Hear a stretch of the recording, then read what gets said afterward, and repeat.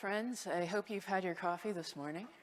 I'm gonna turn my slides on here for a moment. Da-da-da. Excelente. Big shout out to our AV crew today. They make this happen. All right, hi, I'm Rachel Lee Neighbors. You may recognize me from my fun work in the open source community that spanned over a decade. I've been working out here. Come on, you know how to work. Wow, it doesn't. Let's see, hang on a tick. Does this know something I don't know? Well, that's okay, that's okay. We always have something that doesn't go quite off without a hitch in production. Or sometimes we're wearing our clicker backwards. It's early. I haven't had that much tea yet. We're gonna get started together. All right, so most recently, I rebooted React Native's documentation in 2019 and 2020. Overhauled React stocks during the pandemic. Don't know how you spent your pandemic. I spent mine that way. You can check them out at beta.reactjs.org, co-authored with Dan Abramov. It's probably the best way to learn React today, if I don't mind saying. And now I'm leading developer education over at AWS Amplify at Amazon. I think we got a couple of people here today with us. We'll probably be hanging out together.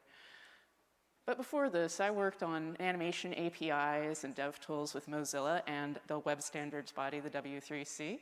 Built cool things, traveled the world, kissing babies, teaching people stuff. You could say I like to teach people, and that would be true. But as a former award-winning cartoonist, I also really like to tell stories. So I'm gonna tell some stories today.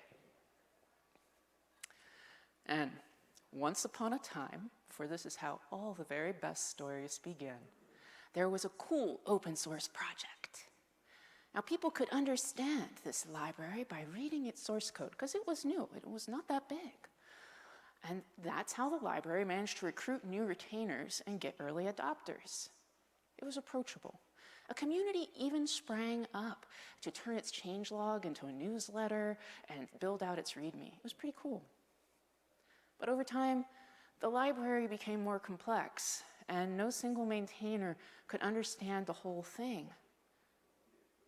Onboarding new maintainers became difficult because they could no longer just read the source code through and through and understand how it all worked together. Learners ended up relying on expensive training and courses. It started to negatively affect the community. Silently, people began looking around for other options. Another library came along. It was not technically superior, but it had good docs. It was able to build momentum in that same community. People could teach each other. They could say, oh, you can find this out here on this URL. This is actually a true story. It's a composite story, though. It's based on 3 different open source projects and more that I've witnessed. I'm thinking here of Sass and Less, React Native and Flutter, React and Vue, different beginnings and different endings all, but they all had that same mid-project slump where it's like, it's so complex, got this great repo, but how are we gonna get that outside our heads? They all face this struggle to transfer knowledge from their core to their community. It's a very common problem for projects.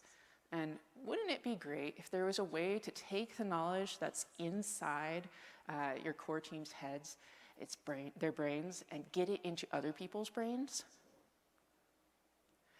Like, I don't know, an API for human knowledge?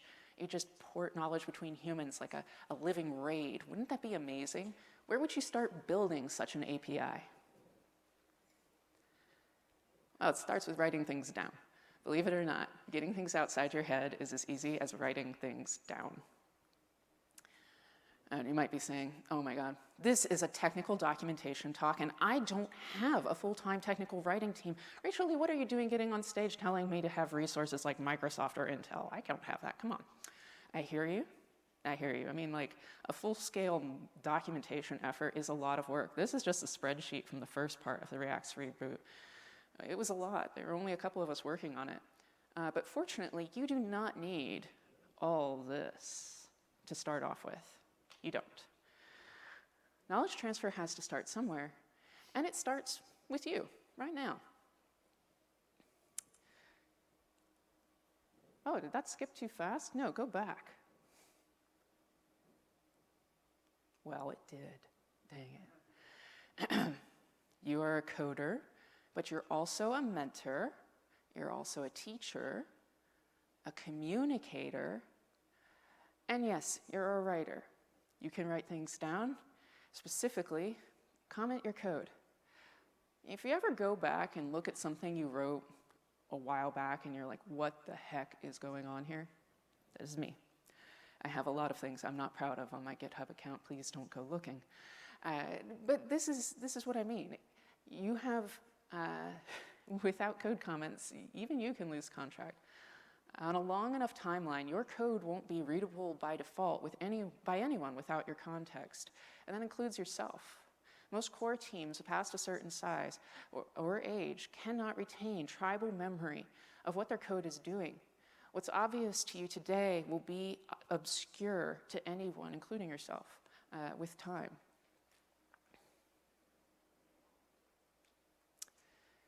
When your project is young, early adopters and contributors are more likely to read your source code to understand what's going on. This is the perfect place to leave these little breadcrumbs, not just for yourself, but for them as well. And there are even tools for taking your code comments and transforming them into documentation, API references. JSDoc is just one such example. There are others. This makes updating your documentation a part of the engineering process.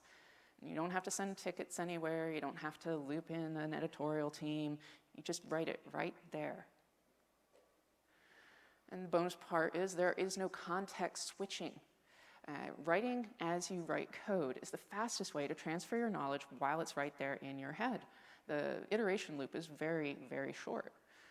You can consider this a knowledge transfer MVP by scattering these breadcrumbs throughout your own code. These comments can form the bedrock of your human API, your API references. All other content and educational materials that you build will refer back to these at one point or another, whether it's in an IDE, automatically filling something out or giving people some background information, or if it's a tutorial that's just linking to an explanation of what different arguments might be. If you don't have your API references, you're going to spend a lot of time repeating yourself. There are other content types as well. As I said, these are they.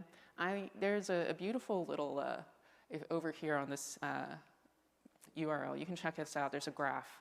But I like to arrange these content types into a brain food pyramid, if you will, that really shows which ones have to be put down first and which ones build on top of them.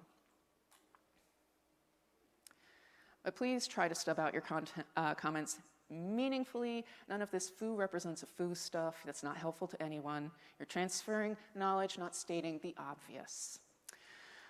And I promised stories, so here we go. Fun fact, when React Native's API reference fell into disrepair, learners would crack open the source code to read the comments. Previously, the documentation had been generated from source code, so the source code remained one of the best places to get documentation. But not everybody thinks to read the comments. Past a certain size, one maintainer, you're going to need to start putting things in a place where search engines can find them. Search engines are great. They're really good at hunting things down via text. People love to learn by video today, but the biggest drawback of video is search engines can't scrub it for the exact thing that you need. But search engines are very good at scrubbing text today. So, not code comments on GitHub, but text. Okay, so don't think too hard about this one.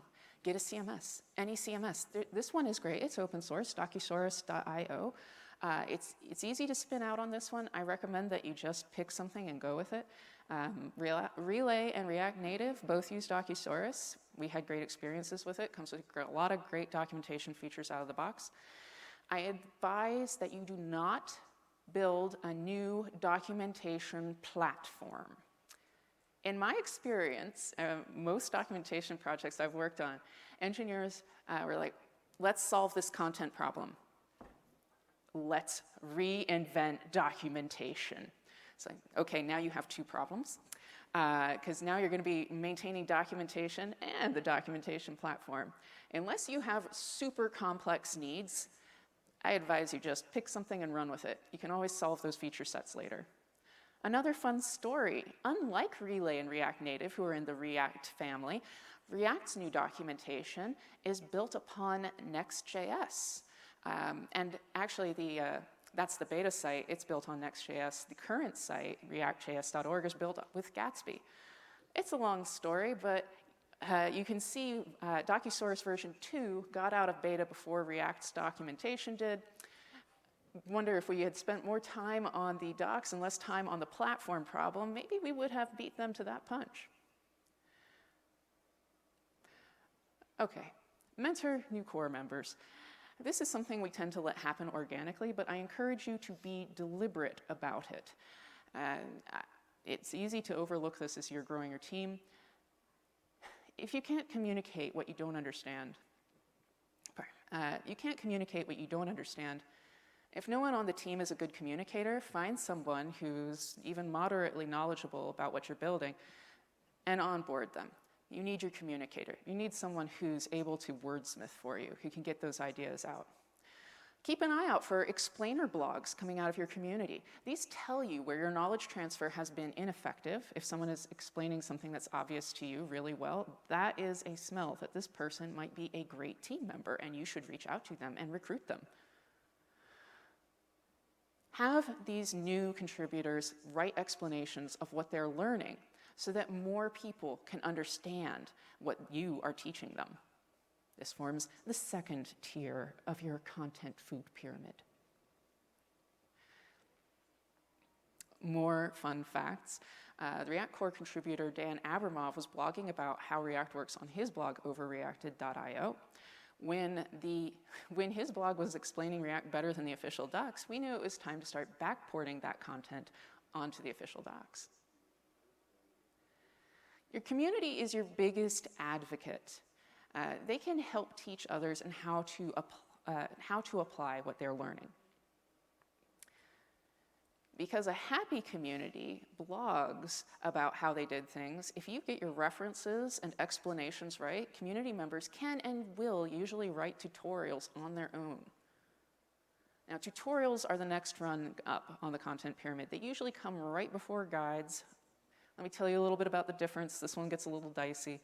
Tutorials, they teach people how to combine many things together. It's sort of like how I built a to-do app. It's step by step. It tends to link out a lot to documentation. A guide is more like how to use state or how to implement authorization. These teach people how to do one thing. They deep dive on how the thing works and tend to include troubleshooting. If there's troubleshooting in your docs or you're deep diving on something, cut it out, put it in a guide. If you see great content in the field, try to turn that into a contribution. Maybe even pull that person into your core team.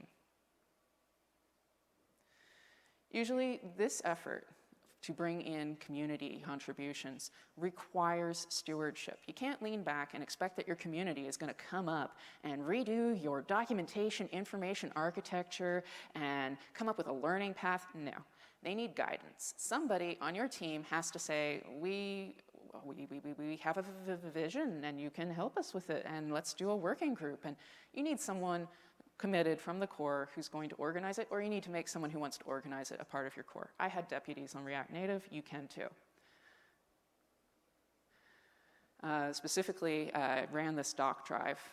The API references, they needed examples and they needed updating. So ran this docs drive, found a great deputy who continued to help us maintain the site afterwards. I also went out and recruited experts in specific areas to write new docs and fill in our missing gaps.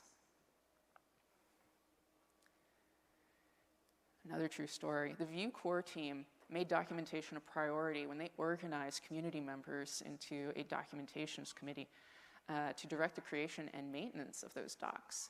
And Vue's docs, when I ask people what's your favorite docs out there, they still come up. So this had a long-term impact with the community building what the community needed.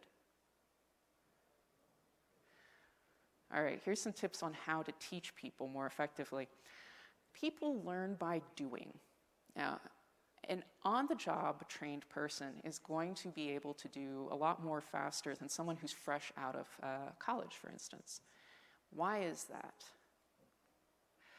There's this great book called Make It Stick.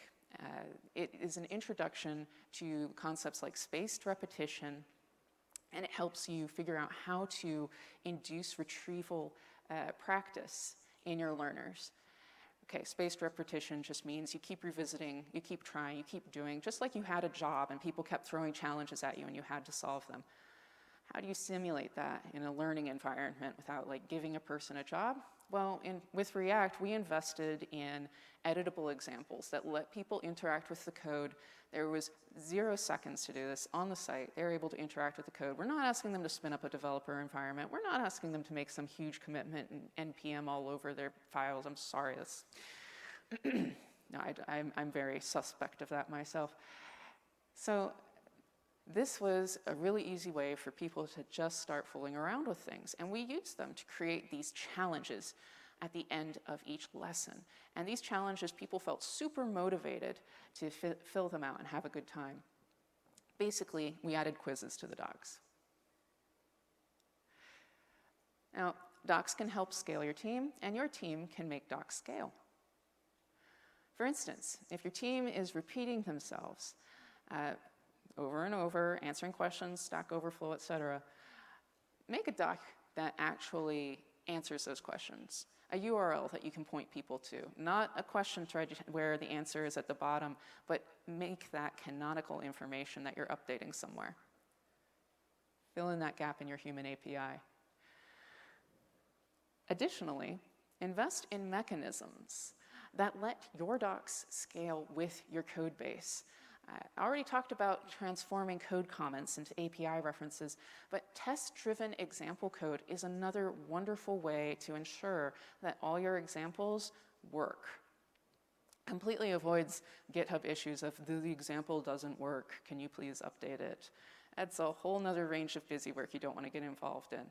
Rustbook has this built-in test-driven sample code. I love it. And I'm proud to say that our UI docs for Amplify also use test-driven sample code. I think tests and documentation are perfect together. They forge a promise to users that when they do a certain thing, they can expect certain results. And it really enhances the trustworthiness of your documentation. Come on, friend, don't do this to me. We're on a schedule. There we go. When it comes to knowledge transfer, your documentation is your second source of truth. Your first source is your source, of course. But I love that one, it's a tongue twister. But as your community scales beyond its boundaries, beyond its beginnings, you're going to need to surface this unspoken knowledge behind the code.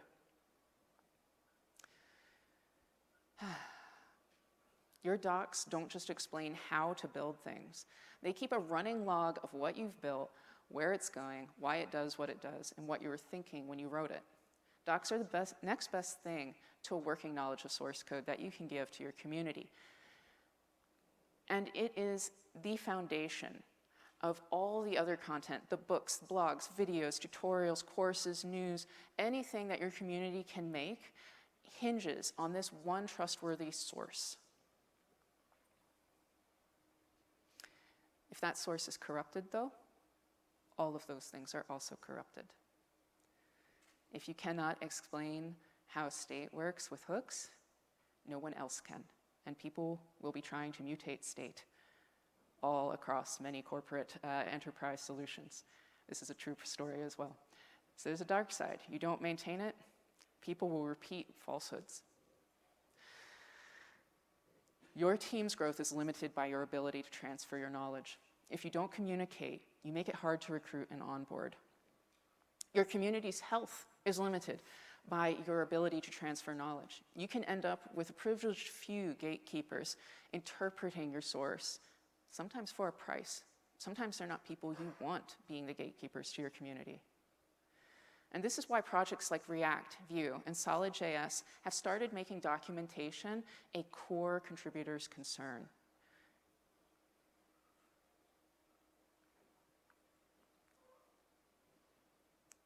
I love you, but the Bluetooth. Docs are not a sprint. Writing is not a one and done, one-time thing. It's as important as updating your changelog, each new version, each new feature.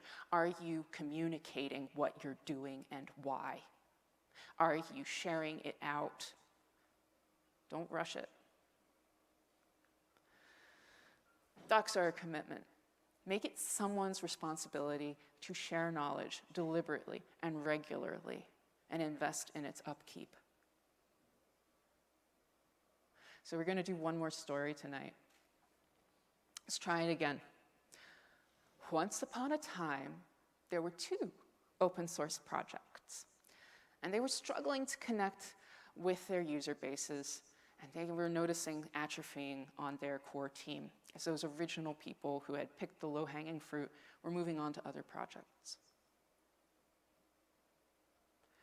Their maintainers realized that they were losing the hearts and minds of their communities, and that they had to do something. So the first project, they did a sprint. They built a new website, put some flashy branding on it. They wrote a few new documents to fill in the most obvious holes. And this helped for a while. It really reinvigorated people's faith in the project. Until that second source of truth fell out of date for neglect. The community began to suffer again. Let's see how the other little pig did. The second project did something different. The second project doubled down on its community engagement. They took responsibility for their documentation. They expanded their core team with some juniors, some mentees. And they put mechanisms in place to ensure that the community could always trust that second source of truth. And the community was able to build on this foundation and teach their friends, their colleagues, their coworkers, and their reports, revitalizing the project and its community in the process. This is a true story, and I hope that it is your story too. Sincerely. Good luck building your own human API. I've listed some resources here. Thank you.